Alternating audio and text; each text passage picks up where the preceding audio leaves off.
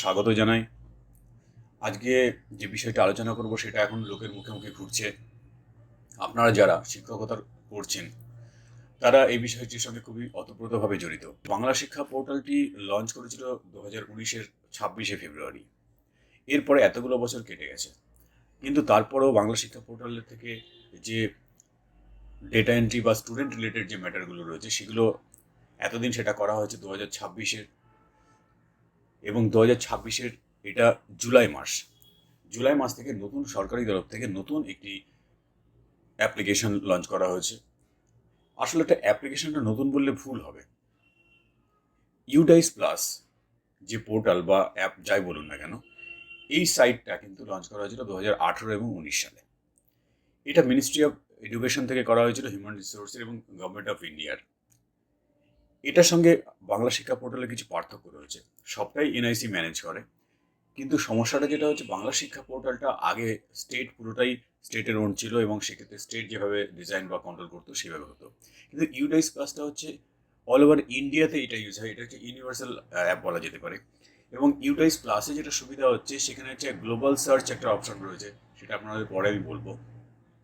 সেখানে বাংলা শিক্ষা পোর্টালে যেমন একটা লিমিটেশন ছিল, ওয়েস্ট বেঙ্গলের মধ্যেই আপনাকে স্টুডেন্টের ডেটার রেকর্ড এবং অ্যাক্সেসিবিলিটি ছিল, ইউডাইস প্লাসের ক্ষেত্রে কিন্তু সেটা নয়, আরও সীমাটা বেড়েছে, সেটা অল ওভার ইন্ডিয়া হয়েছে। এবার আসছি ইউডাইস প্লাসটা কী জিনিস সেটা একটু বলে নিই। ইউডাইস প্লাস লঞ্চ করা হয় 2018 এবং 19 সালে, এই সময়টায় মিনিস্ট্রি অফ এডুকেশন, এটা গভর্নমেন্ট অফ ইন্ডিয়া থেকে। এটি কিন্তু বাংলা শিক্ষা পোর্টালের একটা মূল ওয়েবসাইট বলতে পারেন। বাংলা শিক্ষা পোর্টাল এটারই একটা মডিফাইড রূপ। তো এই ইউডাইস প্লাসে আজকে আমরা জানবো যে কীভাবে আমরা লগ ইন করবো, কারণ লগ ইনটা খুব ইম্পর্টেন্ট। আমরা নতুন ওয়েবসাইটের ক্ষেত্রে গেলে কিন্তু লগ ইন করাটা খুব ক্রিটিক্যাল একটা সিচুয়েশন হয়ে দাঁড়ায়, কারণ লগ ইন ছাড়া কিন্তু কোনোভাবেই ওয়েবসাইটটাকে অ্যাক্সেস করা কিন্তু যায় না। তাই আমরা আলোচনা করবো কীভাবে লগ ইনটা করবো। এটা বলার আগে আপনাদের বলে রাখি, বাংলা শিক্ষা পোর্টালের ক্ষেত্রে আপনাদের মনে আছে যে আমরা বাংলা শিক্ষা পোর্টালের হোম পেজ থেকে আমরা লগ ইন অপশন পেতাম। ইউডাইস প্লাসের ক্ষেত্রেও আমাদের অলমোস্ট সেমই করবো, কয়েকটা স্টেপ একটু। যেমন আপনি প্রথমে গুগলে সার্চ করুন ইউডাইস প্লাস বলে, U alphabet U, single alphabet, তারপর লিখুন DISE, এবং এটা প্লাস সাইন দিতে পারেন বা PLUSও লিখতে পারেন। এটা যখনই আপনি গুগলে সার্চ করবেন, দেখুন যে ইউডাইস প্লাস বলে একটা লিঙ্ক আপনাকে শো করছে। গুগলের রেজাল্ট থেকে আপনি ক্লিক করুন এই লিঙ্কের উপর।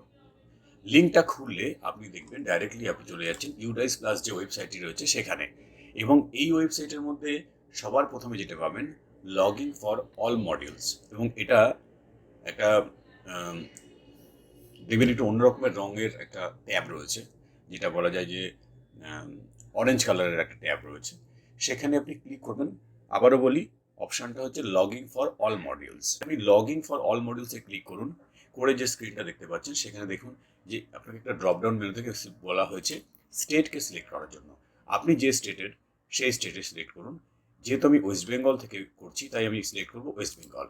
এই পোর্টালটা কিন্তু যতগুলো স্টেট দেখছেন প্রত্যেকটা স্টেটের ক্ষেত্রে কিন্তু এই পোর্টালটা ইউজ হয়, এবং অল ওভার ইন্ডিয়াতে মানে ম্যাক্সিমাম জায়গাতে এই পোর্টাল ইউজ হচ্ছে। তাই এটার মধ্যে দেখুন স্টেটের সংখ্যা অনেক বেশি। আমরা এখানে ওয়েস্ট বেঙ্গল সিলেক্ট করব। সিলেক্ট করার পর ক্লিক করব গো। যখনই গো করব তখন দেখুন নেক্সট পেজে কিন্তু বেশ কিছু মডিউল শো করবে। প্রথম মডিউলটা যেটা রয়েছে log in for school directory or user management, পরেরটা আছে টিচার মডিউল, আর ইউডাইস কমন লগ ইন, এটা আপাতত করতে হবে না।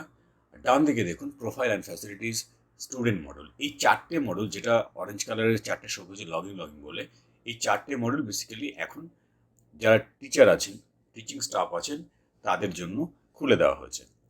পরবর্তীকালে এর সঙ্গে আরও এক্সট্রা মডিউল আছে, সেগুলো আমরা পরে আলোচনা করব। আজকে শুধুমাত্র লগ ইন পার্টটা করব। তো আপনি লগ ইন করুন, log in for school directory, এটাতে লগ ইন করুন। কীভাবে? জাস্ট লগ ইন অপশনের উপর ক্লিক করুন। এরপর আপনারা জানেন যে user ID and password.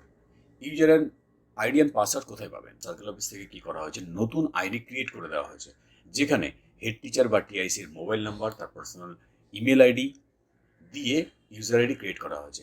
User ID বা ইউজার নেমে বলা ভালো, ইউজার নেমটা কোনটা হবে আপনারা জানেন যে ডাইস করতে হয়। পাসওয়ার্ডটা কিন্তু এরকম নয় যে ডিফল্ট 123 এরকম কিছু নেই। পাসওয়ার্ডটা হচ্ছে যার যার মতো, এটা কিন্তু সেট করে নিতে হবে। অফিস থেকে যখন পাসওয়ার্ড ক্রিয়েট করে দেওয়া হয় তখন কিন্তু ডিফল্ট হিসেবে করে দেওয়া হয় এবং প্রত্যেকের ক্ষেত্রে কিন্তু সেম। এটা আপনি অবশ্যই চেঞ্জ করে নিন, কারণ প্রত্যেকের ক্ষেত্রে ইউনিক পাসওয়ার্ড হলে মুশকিল হচ্ছে যে কেউ লগ ইন করতে পারবে।